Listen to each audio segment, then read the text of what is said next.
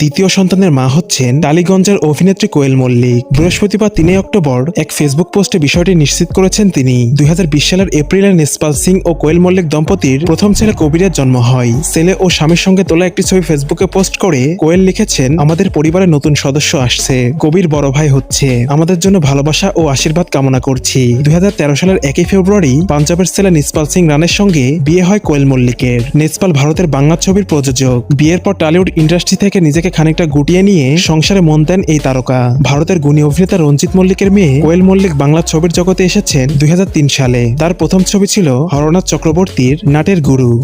দ্বিতীয় সন্তানের মা হচ্ছেন টালিগঞ্জের অভিনেত্রী কোয়েল মল্লিক। বৃহস্পতিবার ৩ অক্টোবর এক ফেসবুক পোস্টে বিষয়টি নিশ্চিত করেছেন তিনি। ২০২০ সালের এপ্রিলে নিসপাল সিং ও কোয়েল মল্লিক দম্পতির প্রথম ছেলে কবিরের জন্ম হয়। ছেলে ও স্বামীর সঙ্গে তোলা একটি ছবি ফেসবুকে পোস্ট করে কোয়েল লিখেছেন, আমাদের পরিবারে নতুন সদস্য আসছে, কবির বড় ভাই হচ্ছে,